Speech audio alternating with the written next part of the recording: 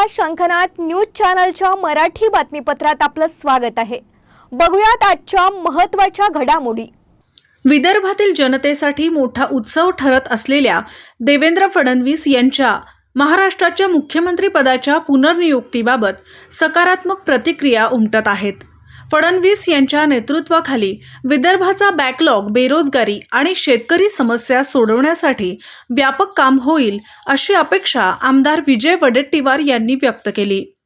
आता फडणवीस यांना कोणत्याही कुबड्यांची गरज नाही, उलट इतरच त्यांच्यावर अवलंबून आहेत, असे वडेट्टीवार म्हणाले। त्यांनी फडणवीस यांच्याकडून विकासाला प्राधान्य देण्याची आणि बदला घेण्याच्या राजकारणापासून दूर राहण्याची अपेक्षा व्यक्त केली।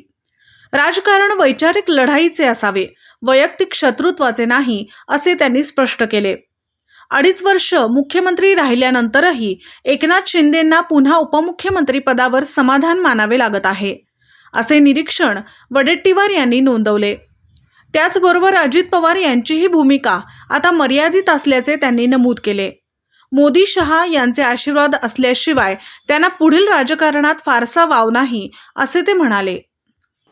अशी अपेक्षा आपण ठेवूया। आणि देवेंद्रजीकडून दुसरी अपेक्षा आहे, त्यांचं मध्यंतरी नाव जरा बदल्याचं राजकारण करतात, बदल्या म्हणजे बदल्या सरकारी नाही, बदला घेण्याचं राजकारण करतात, ते पुसून निघेल अशी अपेक्षा त्यांच्याकडनं ठेवायला हरकत नाही। कारण राजकारणामध्ये वैचारिक लढाई असावी, ती आयडियॉलॉजीची लढाई असली पाहिजे। वैयक्तिक कोणी कोणाचे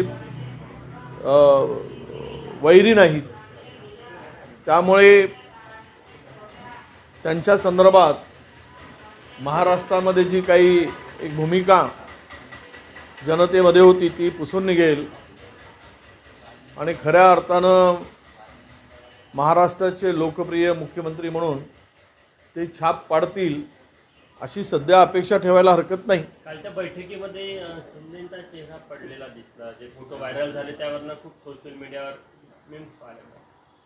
स्वाभाविक आहे,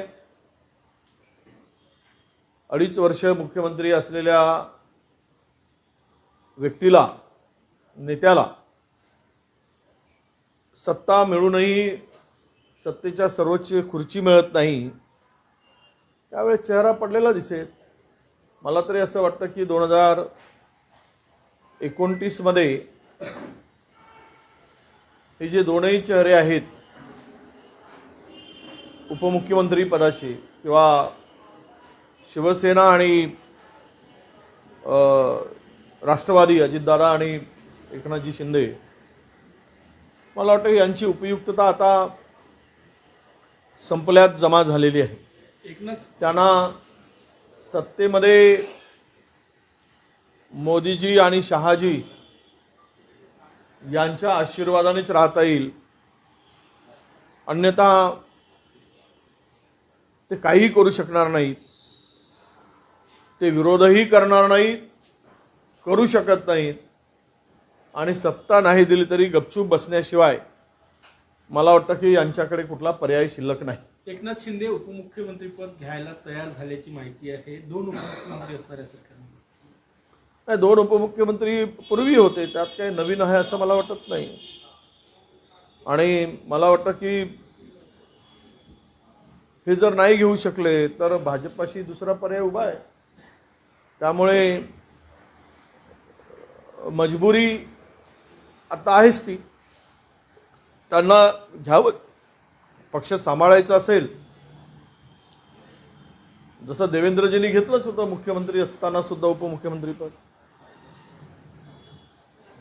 मुख्यमंत्री राहणाऱ्यांनी मंत्रिपदही घेतले आहे, उपमुख्यमंत्री तर पुन्हा मोठी जागा आहे। त्यामुळं तयार होत असेल तर त्यांचा पक्ष वाचवण्यासाठी दुसरा पर्याय मला दिसत नाही। काल काँग्रेसच्या पराभूत उमेदवारांची मुंबईमध्ये बैठक झाली। काही पराभूत उमेदवाराने महाराष्ट्राच्या प्रदेश नेतृत्वावर प्रश्नचिन्ह उपस्थित केले। नाना पटोले थेट प्रश्न होता बंटी शेळके यांचा की RSSचा दलाल म्हणून त्यांनी काम केलं, कसं बघता तुम्ही काँग्रेसचे वरिष्ठ नेते? नाही, बंटी शेळकेंचा आरोप मी ऐकला नाही, काय बोलले त्याची माहिती घेऊ।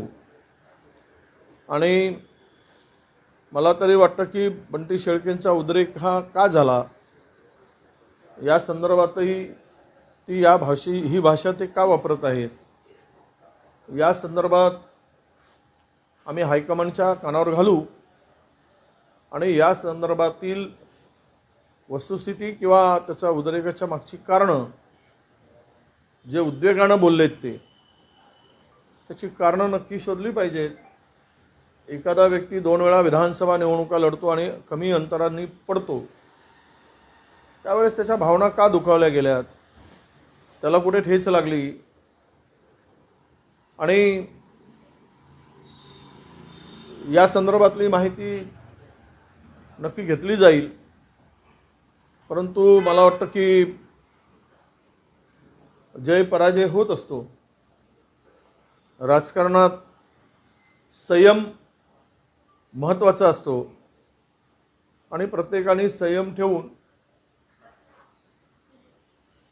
आपण 16 आहोत 160 कसे होतील या दृष्टीनं काम करण्याची आवश्यकता आहे. भाऊ, त्याचं असं म्हणणं होतं की माझी तिकीट राहुल गांधींनी दिली, त्यामुळे नाना पटोलेंनी मदत केली नाही. प्रियंका गांधीचा रोड शो झाला, इथं देखील संघटन म्हणून मला मदत मिळाली ना, मला एकटं सोडण्यात आला.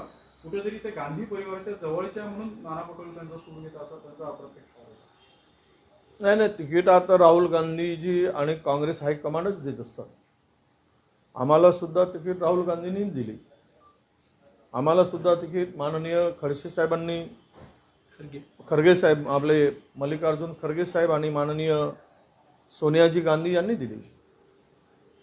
त्यामुळे आमच्या हायकमांडच आम्हाला तिकीट देत असतात. राज्याच्या नेतृत्वाला तिकीट देण्याचा अधिकारच नाही, शिफारस करण्याचा अधिकार आहे. पुन्हा भेटूयात नवीन बातमीपत्रासह. तोवर नमस्कार.